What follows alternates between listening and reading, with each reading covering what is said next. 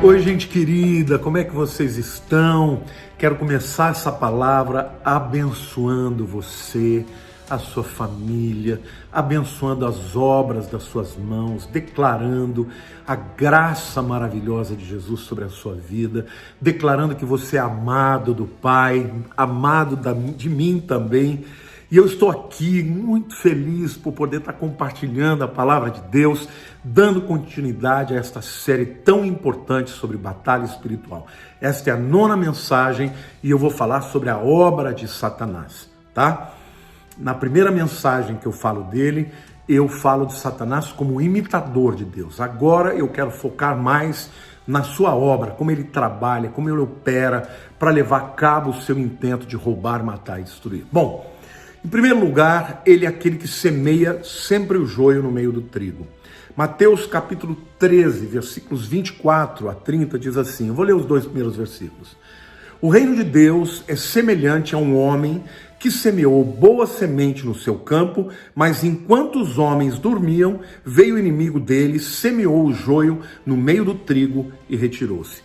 Gente, aqui fica claro que o objetivo de Satanás é atrapalhar a obra de Deus. O campo não é dele, tá? A semente que foi lançada é a semente da palavra.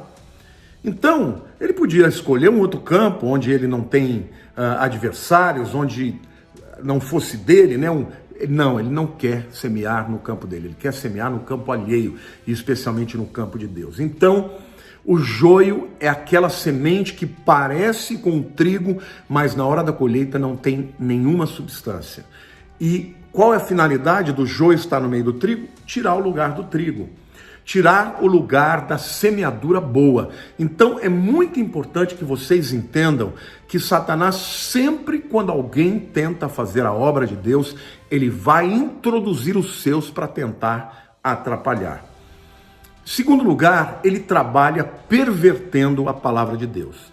Lá em Gênesis capítulo 3, os versos 1 a 4, diz o seguinte, mas a serpente, mais sagaz do que todos os animais selváticos que o Senhor Deus tinha feito, disse à mulher, é assim que Deus disse? Não comereis de toda a árvore do jardim? Respondeu-lhe a mulher, do fruto das árvores do jardim podemos comer, mas do fruto da árvore que está no meio do jardim, disse Deus, dele não comereis, nem tocareis nele, para que não morrais. Então a serpente disse à mulher, é certo que não morrereis. Então, meus queridos, Satanás sempre vai perverter a palavra de Deus. Vai dizer que ela é mentira, se ele não puder dizer que é mentira, ele vai distorcer. Ele tira do contexto, tá? Lá em Mateus capítulo 6, quando ele tenta a Jesus, ele cita a palavra. Ele cita a palavra distorcendo o contexto, a finalidade e o propósito. Então, Satanás sempre vai perverter. Se ele não puder te fazer descrer totalmente dela, ele vai tentar introduzir um argumento para te desviar da verdade contida na palavra. É ele quem faz com que a palavra seja mal interpretada. É ele quem faz as pessoas superestimarem um lado da verdade e negligenciando o outro lado, tá? Por exemplo, existem muitas verdades nas escrituras que parecem antagônicas. Por exemplo, graça e obras, né? Fé e obras. A Bíblia diz que nós somos salvos pela fé, tá? Não de obras, para que ninguém se glorie. Mas a Bíblia diz também que a fé sem obras é morta. Então não adianta nada você só enfatizar a fé sem uma fé que seja manifesta com obras. Também não adianta você manifestar as obras, porque ninguém vai ser salvo pelas obras. Quando você lê a Bíblia, Efésios 2, 8, 9, diz assim, pela graça sois salvos, mediante a fé, isto não vem de vós, é dom de Deus, não de obras para que ninguém se glorie. Mas a sequência diz, pois fostes criados em Cristo Jesus para as boas obras. Então, nós não somos salvos pelas obras, mas somos salvos para as obras. Algumas pessoas tentam acreditar que a salvação vem das obras. Está errado. Mas outras pessoas tendem a enfatizar que você não precisa de obra nenhuma. Não é isso que Deus falou. Você não precisa de obras para ser salvo. Mas uma vez salvo, você foi criado para as boas obras. Satanás faz isso direto em diversas outras áreas das Escrituras, tá? Em terceiro lugar, ele sempre vai tentar atrapalhar os servos de Deus.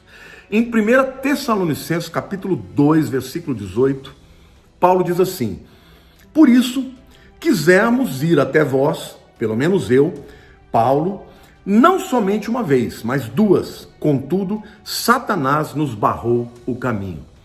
Uau! Gente, nós estamos falando de um homem que viu a glória de Deus. Um homem que recebeu o evangelho diretamente de Jesus. Um homem cheio do Espírito Santo, que nos ensina sobre a batalha espiritual. E ele deixa claro para os tessalonicenses: eu queria ir até lá onde vocês estão, mas duas vezes Satanás me barrou. Então, queridos, quando você vai começar uma obra, vai começar um negócio, vai começar um trabalho, não comece sem se reforçar espiritualmente, sem orar, sem jejuar, sem pedir que pessoas orem. Mesmo pastores precisam de intercessores. Quero até pedir para vocês que vocês orem por mim, porque eu estou aqui cutucando o reino das trevas, falando de Jesus, falando sobre batalha espiritual. Orem pela minha vida, porque Satanás sempre tenta impedir que a gente possa levar adiante a obra de Deus. Olha, nessa série que eu estou gravando e pregando sobre batalha espiritual, várias vezes eu perdi vídeos. Outro dia eu preparei uma mensagem, simplesmente a hora que eu fui salvar no meu iPad, desapareceu. E eu disse: Senhor, me perdoe por não ter orado antes de começar, e fiz de novo. Então, agora, cada vídeo que eu vou fazer aqui, eu oro, peço a graça de Deus, a cobertura dos anjos, porque ele vai sempre tentar impedir que a obra de Deus seja feita. Amém? Em quarto lugar, ele resiste às orações dos filhos de Deus. Daniel capítulo 10 nos conta aquela história. Eu não vou ler o texto porque outros vídeos que eu fiz já falaram sobre isso. Daniel está ali orando, jejuando, buscando respostas a Deus.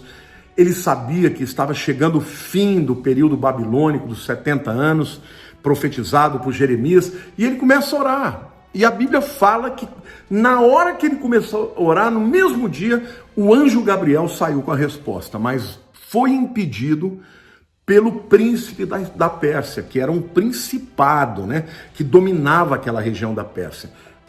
O principado não queria que a oração de Daniel fosse ouvida, que fosse respondida. Então, querido, se você está buscando a Deus numa resposta, não pare de orar depois do primeiro dia, do segundo dia. Pastor, até quando eu tenho que orar? Até Deus responder. Porque é uma guerra espiritual. Se essa resposta vai trazer para você libertação, direção, caminho, Satanás vai tentar impedir. Então não pare de orar, continue resistindo, continue buscando a Deus, se enchendo do Espírito Santo, suplicando, orando, declarando, repreendendo, porque uma hora a resposta vai chegar. Ele também é aquele que cega os homens para a verdade. 2 Coríntios capítulo 4, versículo 4 diz assim: nos quais o Deus deste século cegou o entendimento dos incrédulos, para que lhes não resplandeça a luz do evangelho da glória de Cristo, o qual é a imagem de Deus. Muita gente é cego no seu entendimento. Quando você vê uma pessoa zombando do evangelho, não tenha raiva delas. Ore por elas, porque elas estão sendo cegadas pelo inimigo e sendo instrumentos do inimigo para propagar o escárnio, a ridicularização, a dúvida, a incredulidade. Mas ele certamente sempre vai tentar cegar alguém para o evangelho. Então, quando você estiver orando por um marido, por uma esposa, por um filho, por um amigo, repreenda Satanás, profetize, libere a palavra, que a verdade do evangelho vai prevalecer na vida daquela pessoa. Ele vai além de cegar. Quando a pessoa abre o coração para ouvir, ele vem para roubar a palavra do coração dos homens. Mateus 13:19, na parábola do semeador, Jesus diz: a todos os que ouvem a palavra do reino e não a compreendem, vem o maligno e arrebata o que lhes foi semeado no coração. Este é o que foi semeado à beira do caminho. Jesus faz aquela comparação, né, do semeador que sai semear, ele joga sementes, que é a palavra, em diversos tipos de solos ou terrenos. Um dos solos é aquela pessoa que inicialmente ela recebe a palavra, até acha bonito, mas não compreende profundamente, ela não criou raízes. E aí ele compara, dizendo que este é o... vem o maligno e arrebata o que lhes foi semeado no caminho, tá? Este é o que foi semeado à beira do caminho.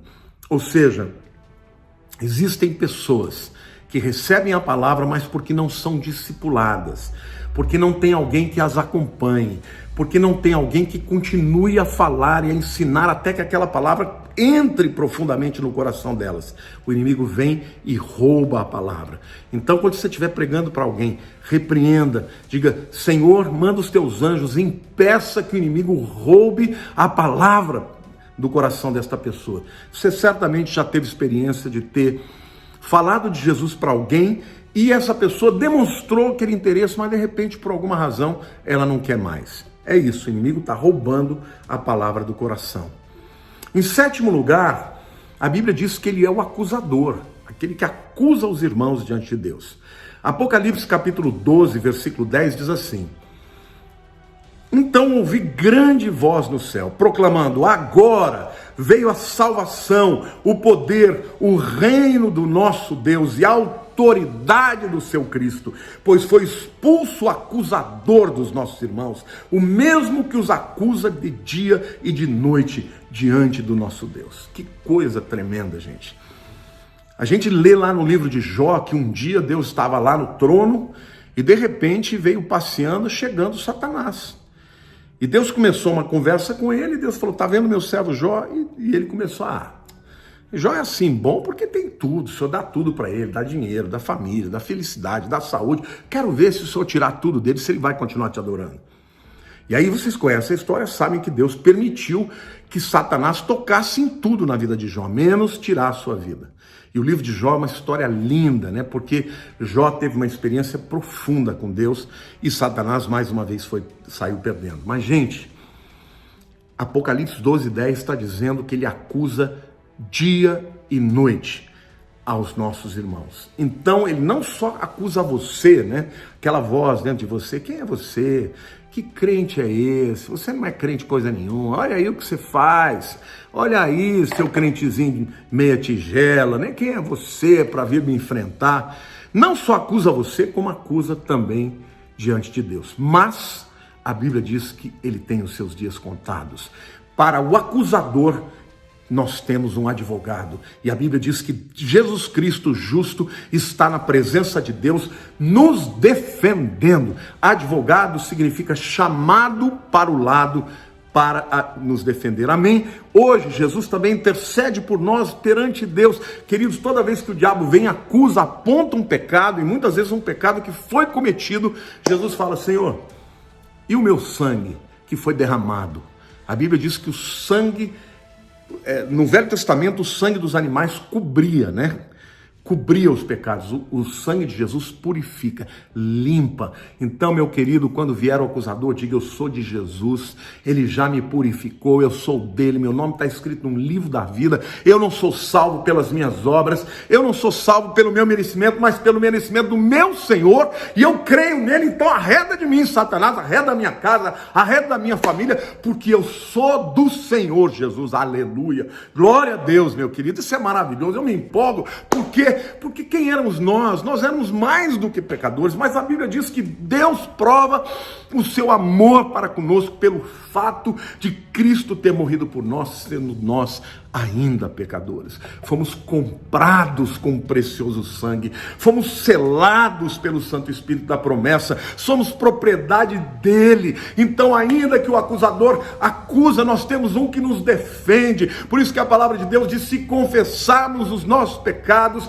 ele é fiel e justo para nos perdoar os pecados e nos purificar de toda a injustiça. Glória a Deus, que Deus te abençoe. Não permite que a acusação do diabo possa fazer você ficar triste, abatido, sem se levantar e ir na direção do arrependimento da vontade de Deus. Não se esqueçam, o filho pródigo, ele quando quis voltar para Deus, quando ele caiu em si, ele disse, lá na casa do meu pai, os servos vivem melhor do que eu estou vivendo aqui. Então eu vou lá para o meu pai e vou dizer, pai, pequei contra os céus e contra ti, não sou digno de ser chamado teu filho.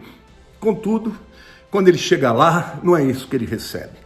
Ele recebe um pai que o abraça, o pai manda trocar as suas vestes sujas, as suas sandálias, bota o anel do dedo e ainda manda fazer uma festa, matar o novilho cevado. Isso aponta para Jesus. Então, meu querido, Satanás pode te acusar, mas Jesus já preparou para você um banquete de celebração. Então, se você ainda não entregou a vida para ele, para Jesus, entregue, confesse a Jesus como seu Senhor e Salvador, porque onde abundou o pecado, superabundou a graça. Eu profetizo libertação na tua vida, na tua casa, na tua família, no teu marido, na tua esposa, nos teus filhos, nos teus amigos, um rebuliço do Senhor através da tua vida em nome de Jesus, aleluia, glória a Deus, sentindo a glória de Deus aqui na minha vida.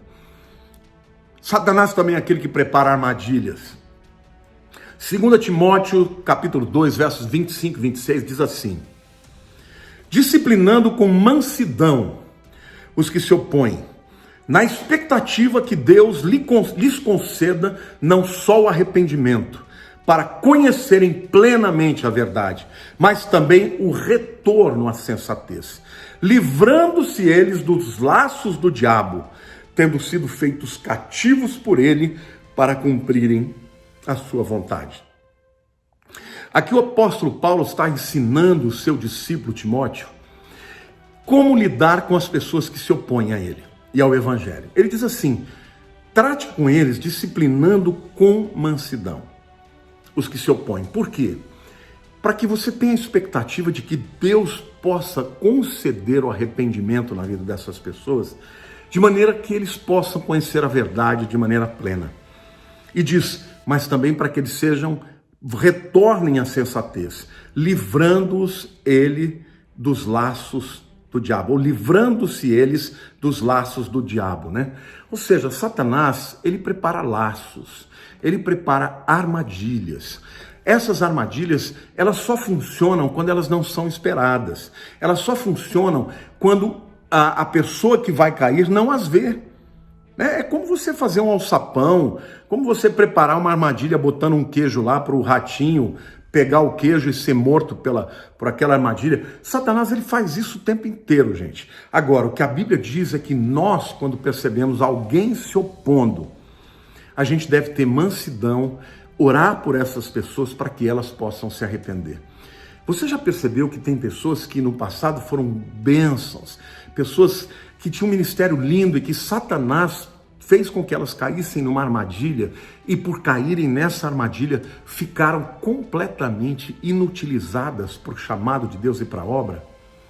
Muitas vezes essa armadilha, ela vem até como ofensa, né? Com um ressentimento que a pessoa tem e ela perde a alegria do evangelho e ao invés de olhar para Cristo e continuar fazendo a obra, ela fica olhando para trás, para as ofensas, para aquilo que lhe fizeram e perde a alegria. Aqui o apóstolo Paulo está dizendo claramente: discipline, Timóteo, mas com mansidão aqueles que se opõem a você, tendo sempre a expectativa que Deus conceda àquelas pessoas o arrependimento, para que elas conheçam a verdade plenamente. E ore também, Timóteo, para que elas possam voltar à sensatez, né? Livrando-se dos laços do diabo. Porque uma pessoa que está amarrada por Satanás, ela não é sensata. Não é isso? Ela tem atitudes que são respostas aos sentimentos, às feridas, à dor, né? Ou até mesmo ao engano intelectual, né? A pessoa caiu numa heresia e entrou nessa. Ore para que a pessoa possa voltar atrás, né? De maneira que essas pessoas que estavam cativas possam voltar a cumprir a vontade de Deus. Mas esse texto deixa claro como Satanás age. Ele opera preparando armadilhas. Agora, deixa eu dizer uma coisa para você. Muita gente me pergunta: pastor, e a gente não pode cair numa dessa? Como é que você não cai numa dessa? Esteja sempre em oração, sempre buscando a Deus, sempre lendo a palavra. Não haja pelos seus sentimentos, haja pela palavra. porque ela vai te proteger dos enganos e das armadilhas. Em nono lugar, a Bíblia diz que ele é o tentador, ele tenta. Lá em Mateus capítulo 4, versículo 1, logo depois do batismo, a Bíblia diz: a seguir foi Jesus levado pelo Espírito ao deserto para ser tentado pelo diabo. Mas pastor, por que o Espírito Santo mandou Jesus para ser tentado pelo diabo? Queridos, Jesus tinha que passar por tudo que a gente passa, para compreender aquilo que nós passamos. Então tudo foi tentado como nós, só que sem pecado. E o fato de Jesus não ter pecado é o que nos dá vitória. Porque o nosso advogado, o nosso Salvador, o nosso irmão mais velho, o nosso Deus, o nosso Senhor, ele venceu o diabo. Então é ele quem intercede por nós, quem nos dá poder, quem ensina o caminho para vencermos o diabo. E como ele venceu? Pela palavra. Amém? O diabo também quis distorcer a palavra quando falou com Jesus, como ele fez com Adão e Eva. Mas Jesus resistiu e pela palavra ele repreendeu o diabo. Nós também podemos resistir e repreender Satanás. Amém? Então, ele não só tentou Adão e Eva, ele não só tentou a Jesus, ele é o tentador e ele tenta a todos nós. A Bíblia diz que Judas caiu porque foi tentado pelo diabo. A Bíblia diz que Ananias e Safira pecaram e mentiram para o Espírito Santo porque foram tentados pelo diabo. Ele é o tentador, mas ele tem os seus dias contados. Em 10º lugar, eu quero dizer que o diabo aflige as pessoas. 2 Coríntios 12, 7 diz assim: e para que não me ensoberbecesse com a grandeza das revelações, aqui é Paulo falando, foi-me posto um espinho na carne, mensageiro de Satanás, para me esbofetear, a fim de que eu não me exalte. Gente, se tem um homem que tinha tudo para se exaltar, era Paulo. Brilhante, inteligente, conhecia as escrituras como ninguém, teve um encontro com Jesus. Se esse camarada, meus irmãos, não tivesse nenhuma área na vida dele que pudesse mostrar que ele não é perfeito, ele provavelmente podia se ensoberbecer. E ele tinha um espinho na carne dele, enviado por Satanás. Ninguém sabe exatamente o que é. Alguns acham que era alguma tentação na área moral, outros acham que era um problema físico. Eu, pessoalmente, acho que era uma tentação, Por quê? Porque era um espinho na carne, um mensageiro de Satanás para esbofetear. Ninguém pode ser esbofeteado porque tem um defeito físico, porque ficou cego ou por qualquer coisa. Provavelmente Satanás vinha acusar. Primeiro tentava, ele sentia a tentação e depois Satanás falava: tá vendo, você não é esse cara todo não, entendeu? Então ele era esbofeteado e ele um dia, ele ora a Deus, ele ora 3 vezes, Deus fala: ó, minha graça te basta. E o meu poder se aperfeiçoa na sua fraqueza. Então Deus falou para ele: Paulo, fica na sua. Você precisa administrar esse espinho na carne, porque senão você ia se exaltar. E eu não quero que Satanás vença essa batalha contra a tua vida. Eu quero que você continue sendo essa bênção. Então Deus permitiu o espinho na carne na vida dele, tá? Mas a verdade é que ele atormenta e ele provoca muitas vezes aflições na vida das pessoas. Em 11º lugar, eu quero dizer que ele é um enganador. Apocalipse 27, 8 diz assim: quando, porém, se completarem os 1000 anos, Satanás será solto da sua prisão e sairá a seduzir as nações que há nos 4 cantos da terra, Gog e Magog, a fim de reuni-las para a peleja. O número dessas é como a areia do mar. A sedução é sempre aliada, acompanhada pelo engano. Por quê? Porque ele te convida, ele te atrai para algo que parece maravilhoso, mas por detrás existe um engano, uma mentira, algo que ele não está contando. Satanás, ele age sempre assim. Então, meu querido, quando ele te propuser qualquer coisa que não esteja de acordo com a palavra de Deus, sai fora, porque há caminhos que parecem direitos ao homem, mas no final são caminhos de morte. E em 12º lugar, ele ataca a santidade do lar. 1 Coríntios capítulo 7, de 3 a 5, diz assim: o marido conceda à esposa o que lhe é devido, e também semelhantemente a esposa ao seu marido. A mulher não tem poder sobre o seu próprio corpo, e sim o marido. E também semelhantemente o marido não tem poder sobre o seu próprio corpo, e sim a mulher. Não vos priveis um ao outro, salvo por mútuo consentimento, por algum tempo, para vos dedicardes à oração e normalmente vos ajuntardes, para que Satanás não vos tente por causa da incontinência. Queridos, o sexo entre marido e mulher é de Deus. E é importante que vocês tenham um relacionamento sexual para que Satanás não tente um ou outro. É óbvio que quando pessoas passam por enfermidades, passam por circunstâncias de perdas, de depressão, isso abala, mas o outro tem que consentir. Agora, é importante vocês saberem que o objetivo dele é destruir o seu casamento. Então, se você não está permitindo que o seu cônjuge seja satisfeito nesta área, Satanás pode tentá-lo. Então, ele usa de todas as maneiras para tentar destruir a sua vida, destruir a sua família, a sua casa e destruir a igreja de Jesus. Porque tudo que Deus ama, ele odeia. Todo o propósito de Deus, ele quer impedir. Mas saiba de uma coisa: ele já foi derrotado na cruz do Calvário. Jesus Cristo não venceu só a morte, ele venceu o algoz da morte, que é Satanás. Então entregue a tua vida para Jesus, entregue tudo que diz respeito a você, a sua casa, a sua família, e Deus vai te dar vitória sobre ele. Amém? Eu espero que você esteja sendo abençoado, aprendendo, e que você, meu querido, me ajude a levar esse ensinamento a muitos lugares, porque são preciosidades da palavra de Deus. Amém? Amo todos vocês, muito obrigado, Deus abençoe, um beijo grande no seu coração.